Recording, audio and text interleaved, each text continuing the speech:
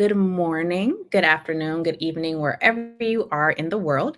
My name is Casey, and I'm the podcast manager at Goody Nation. And you are tuned into Why Relationships Matter in the Innovation Economy. And so at Goody Nation, we are all about bridging relationship gaps for so many deserving founders in the social entrepreneurship sector, folks who don't often always have the connections that they need to get to the next level. And so the reason that we do this podcast is because reaching out and hearing different perspectives from folks who are in the field, making the dreams happen every day, helps us to better gauge how we can use relationship building in our own lives for our own ventures to help our founders. And today we have, of course, another very special company with us, some very special guests. We have Ajay and James from Rents.com. Thank you both so much for being here. Thanks for having And us. Thank you. oh, yes, of course, of course. And so, our classic Goody Nation question that we ask everyone who comes on the show, we want to know your professional origin story. How did you start off on the path where you are today? And we can actually start with James. Yeah, well, Jay and I first met in college over 20 years ago. So we're both graduates from Dartmouth College. I then, after graduation, worked in consulting and in healthcare, got my business degree from Harvard along the way.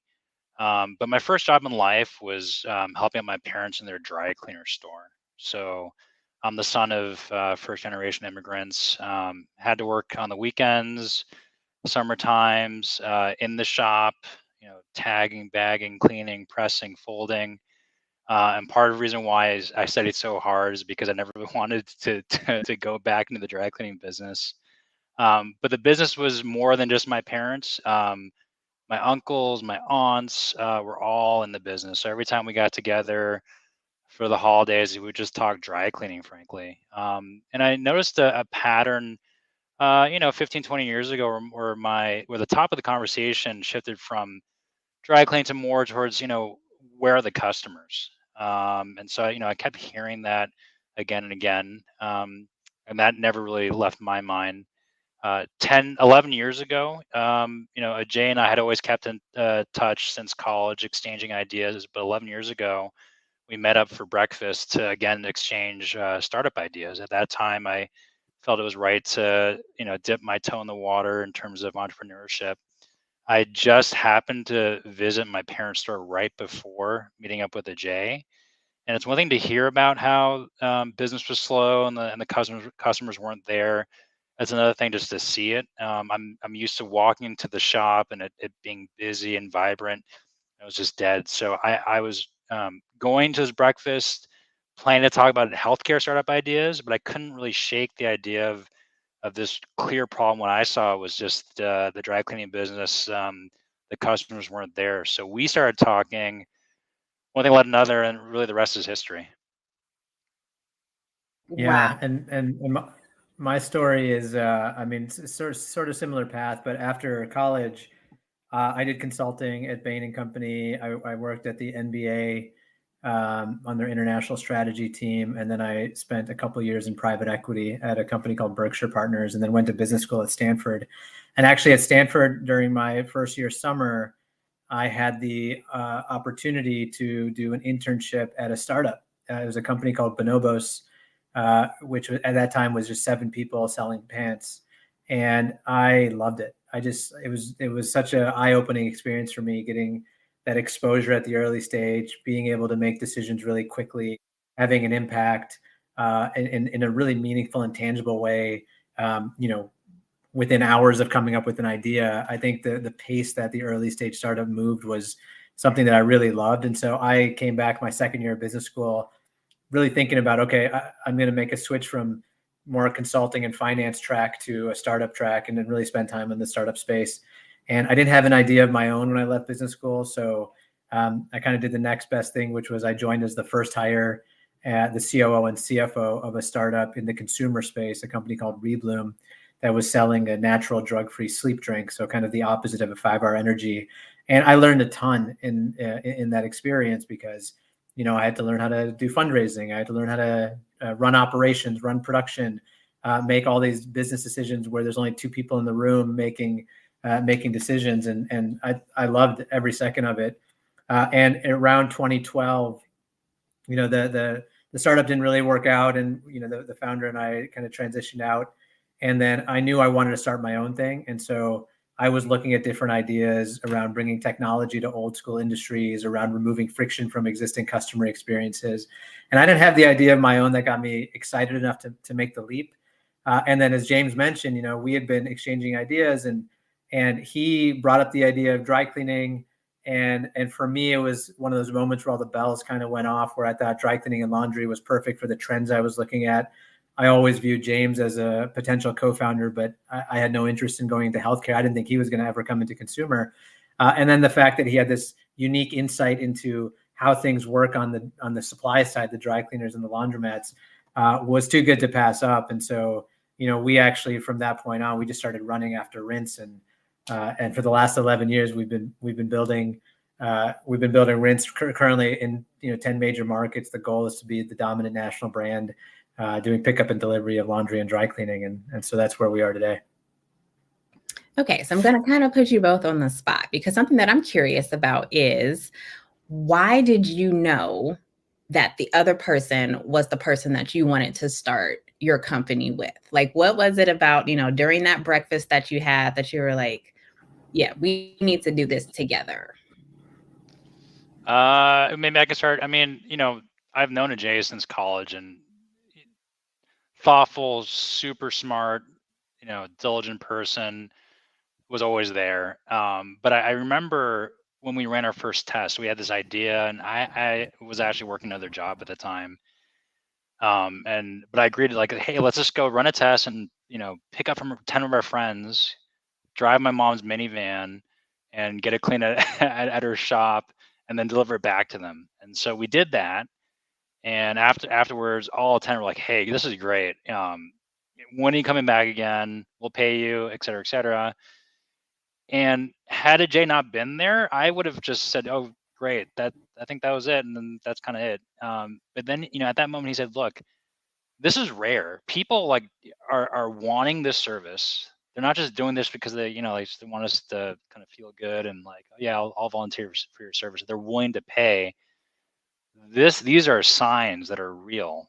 And at that moment, I know, wow, this guy, from his accumulated experience, from his gut knowledge, is someone I can learn from. There is real learning and knowledge there, because it made the whole idea of starting a company less scary. That's what it kind of came down to. It's like, hey, look, I can learn from Ajay. So that at that moment, I knew like this was going to be good. Yeah, and for me, I knew as I was going through the exploration after I had left Rebloom, and I knew I wanted to start my own thing. I kind of went through different iterations of the exploration, whether I should join a company as the CEO, whether I should do this alone, whether I should find a co-founder. And I had found, before this breakfast with James, I had found myself gravitating towards wanting a co-founder for the journey. I had, as James mentioned, I had some experience in startups, so I felt really comfortable with the nature of a startup and how fast it moves, and how you have to focus on kind of constantly iterating and adjusting real time.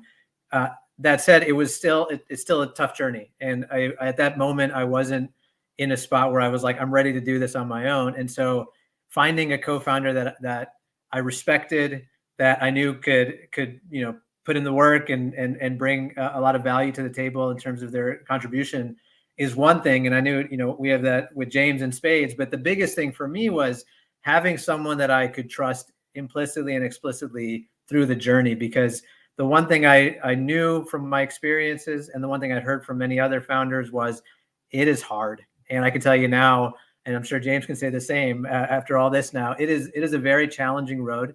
And it's incredibly important to have, if you're going to move forward with the co-founder, have someone who is going to be next to you and stay with you through the ups and the downs. So even if the ship is sinking, you're staying there and you're fighting to the end. And I would equate it to, it's very akin to a marriage, right? You want someone that you really trust, that you can communicate and work with. And to me, the trust was such a big piece of this, because as James mentioned, now we've known each other for 25 years now. And so at the time, we already had a lot of that trust built in. I didn't know a lot of how to work with James. He didn't know a lot about how to work with me, but trust was really core to the foundation. No, that's such great advice about, sometimes your co-founder is going to be another spouse in a way. It's going to just be like learning each other and learning each other's styles and learning how to work together through the good and the bad. That's very relatable. And so we've discussed why relationships matter in terms of finding partners and co-founders and people to build your vision with. I'm curious about your relationship with your customers, right? Like you mentioned, Ajay, that you were interested in presenting tech-oriented solutions for sort of older problems. And so it feels like that could be like kind of a thin line between creating something that really helps to make an older problem, easier for folks, or making something that's more complicated for folks who are just like, I know how to do that already. I don't need, a tech solution for that. And so how did you sort of start with your customer discovery? What kind of feedback did you get from maybe some of your first beta users, or how did that process work for you all? Well, James mentioned, that initial test we ran. And so the approach we took was very much customer development focused, need finding, need focused, solution agnostic. Really, like, we think we know there's an opportunity here, but we need to figure it out. And so we ran that test with our friends. We picked up their clothes, cleaned them, delivered them back. Everybody kind of unanimously was like, oh, this is great. When are you coming back? And as James said, we hadn't really thought that far ahead, but we knew we were striking a chord. And so we, our next step was we went into a need finding process where we talked to as many people as we could, our friends of friends, any sort of introduction we could get to talk to someone about the last time they did laundry or the last time they did dry cleaning. And what we heard in those conversations is it's the same thing we've been hearing for the last 11 years, really, is just that the experience is so full of friction. And it's not just one big point of friction that if you just solve that one thing, this would all go away.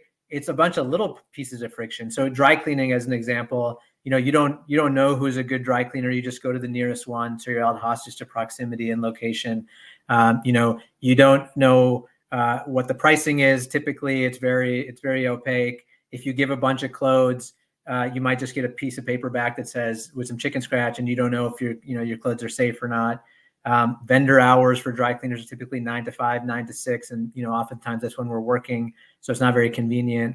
There's limited customer service, limited transparency, a host of issues, and each of those in a vacuum might not be big enough to say, oh, there's definitely a better way. But when you put it all together, there's an opportunity to remove what we call the death by 1,000 cuts and create this seamless customer experience. And there's a similar list I could go through on laundry. But for us, as we started hearing all of these from the customers, we realized there was a real opportunity to provide this very seamless, tech-forward, customer-centric experience for the customer.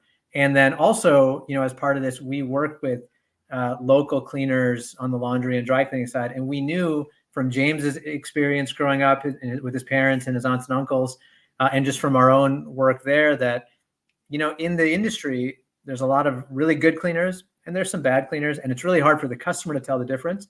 But for us, if we can work with the best cleaners and let them do what they do best, which is clean the clothes and then manage everything else, there's an opportunity to help grow their business and work with them and build the brand. And so, that was really the discovery process. And for us, the relationship with the customer was one where, as we had these conversations, we realized it wasn't about, oh, you already could do your laundry, and, oh, you're lazy, so you're going to outsource this to us. It was really more about, you're an incredibly busy person. You have a lot going on, and you have to do your laundry. You have to do your dry cleaning. But if we can help take that off your plate and have it work behind the scenes so that it's consistent and you can always depend on it, then what more can you do? How much more can you accomplish, and what can you focus on? And so what we found is that the relationship with the customer, it's not transactional. It's not one time. We're trying to build a long-term relationship with the customer. We communicate with the customer via text messaging. There's a reason we use that medium, and we were one of the first to use that medium in the way we have. It's because this is less about a transactional interaction, more about a long-time partnership where we are kind of behind the scenes, taking this necessary chore off your plate, helping you out and letting you focus on more important things and save 3 hours a week. It's actually so funny. Like as you were talking, I realized like I have a holiday party dress from like 2 years ago sitting in a trash bag in my closet that I've been meaning to take to the dry Yeah. cleaners for like 2 years now. So you all really hit a pain point on the head, for Yeah. sure. And to that point, James, I would love to know from you. I mean, the way that you're framing how you're messaging why this service is necessary. I mean, like, as a Jay just pointed out, it's not just, you're a lazy person and, you don't know how to do your own dry cleaning. It's you have stuff to do.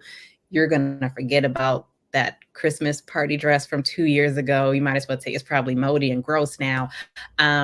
How did you all sort of start to develop your messaging on your website? You have examples of like with these 3 hours, you could go to the museum or you could go spend time with a loved one. People don't typically think of the act of or the act of not having to do laundry in those terms. How did that sort of come about? Yeah, I think part of this is just a matter of iteration and testing. I think um, one of the things I remember in the beginning is that we tried to message on aspirational things that were related to taking your time back, but especially many years ago, um, not everyone knew what Rinse did or who we were. So even before you can say, we're messaging on convenience and getting those 3 hours back, we had to realize like, oh, people need to know that we pick up, clean, and deliver clothing. And so, once people better understood that, that gave us the right to then message sort of at a higher plane in terms of these, functional and emotional benefits that hit on convenience. But it took a lot of just testing, frankly, and like testing, iterating, and that's the name of the game, especially in the in the innovation startup economy. So yeah, it's been a process, and the convenience thing has been hitting, and then that's been really resonating with our customers. Yeah, and building on that, I mean, as part of the iteration, as part of the journey, you're really trying to find the signals of where does this resonate. And I mean, it's the general concept of product market fit. So for us, when we started, I used to say, who is Rinse for? It's for anybody with clothes and a smartphone, which is basically everybody. And I think what we realized as we kept growing and scaling, bringing on more customers, understanding who they were, what their, not only the demographics, but the psychographics of them, we found that our customer is someone who's willing to pay for convenience. And the paying for convenience part is intimately tied to the idea that they're really busy, whether it's through their job, aspiring socially, having kids, whatever it might be. They're very busy. And this is a necessary thing that's really important to them. It has to be done well. And it's something that they would love for someone to do for them so they could have more time in the day. And I think that messaging, as James mentioned, it happened over time. We iterated, we heard directly from customers, we're saving more than 3 hours a week, and that was really powerful to us. We know as Rinse customers that we save a lot of time with it. So I think that's where the messaging came. And then it was like, well, what would you do with it? What would you do if you had more time?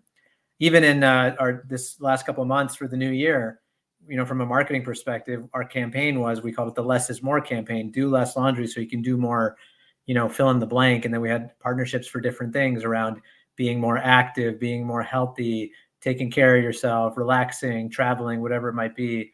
But the reality is like it's for each individual to fill in the blank. Everybody has to take care of their laundry and dry cleaning. And if you had more time, what would you do with it?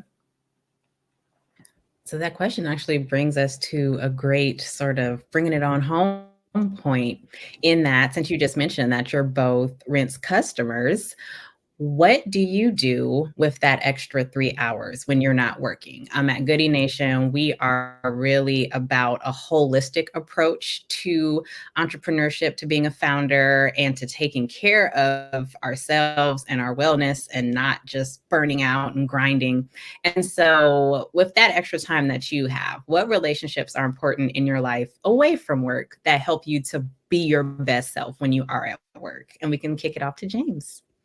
Yeah, I'm a relatively new parent, so I've kids of almost 5 and almost 3, and Yeah, I mean, these hours matter with little children. You know, they become more scarce as they grow older and um, become more independent. Probably don't like you as much, but you know, I try to spend that time with my kids, and then also with my wife.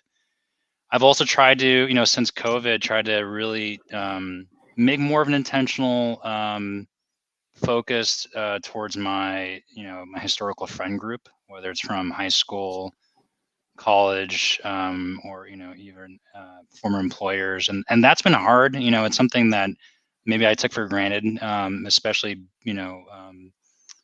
Living in, and you know, I used to live in New York where there's just such a mass of people that you could just run into people and have to plan to do things. Someone was always planning something to kind of show up. But in this world, you know, it takes effort. It takes effort to put in those relationships. And so I try to use the spare time, the leftover time, um, after my family to really cultivate those relationships. Yeah, I mean, I very similar answer. I have 3 kids, 3 girls, 9, 6, and 5, and so, you know, spending time with my wife and my daughters is the top priority. And the one thing I'll say is, you know, if you think about that busy professional willing to pay for convenience, certainly, you know, I fit that mold because with a startup, the one thing I know about startups I've learned, and anyone here who's thinking about doing a startup or is already doing, already knows, is that if you give it 24 hours a day, it'll take it. And so you got to be really intentional about how much time you're spending working versus doing other things. And so any time I can save, I will take. So Rinse for laundry, Instacart or Whole Foods, Amazon for groceries, you know, DoorDash, all that sort of stuff. I'm a core customer for that kind of service. But certainly spending more time with my kids, being more present on things like dropping them off at school, going to various events, spending time with my wife. I also, you know, having more time has created space for other things. I'm able to actually, one day a week, I teach a class at Stanford Business School around entrepreneurship and startups, and I get to do that, and that's something I really enjoy. Spending more time on my own, like trying to get to the gym or be healthy or pick up whatever individual hobbies I had to put down for a while starting a company and starting a family. You know, all that stuff becomes really important. So any time I can save, I will take it. Amazing. So, if there is anyone else who happens to be listening to this who has an old moldy party dress in their closet that could use some help with some dry cleaning services, how can people find out more about the two of you? How can people find out more about what you do? What's the best way for them to do that? Yeah, I mean, the bet Rinse is at rinse.com. So it's the easiest way to find us. We have a mobile app as well. I'll just say, you know, we definitely do dry cleaning, but the majority of our customers are using Rinse for laundry.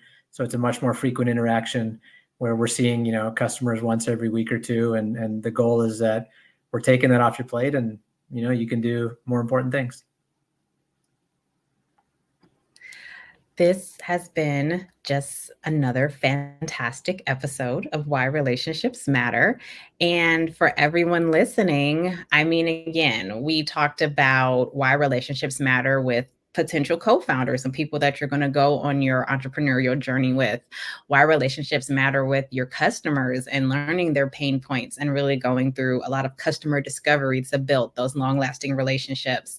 And we talked about why relationships matter with time away from the startup, from the thing that you're doing, because that certainly affects all aspects of your life as well. And so if you have a little extra time in your day, in your week, and you think you might give an old friend a call, give an old coworker, shoot them a text or an email, that could be that spark that sets off a new venture, a new idea, or just rekindles a relationship. And that certainly matters. And so we want to thank you so much for listening today. And as the Goody Nation founder, Joey Womack, always says, stay magnetic and outwork yesterday. Bye-bye.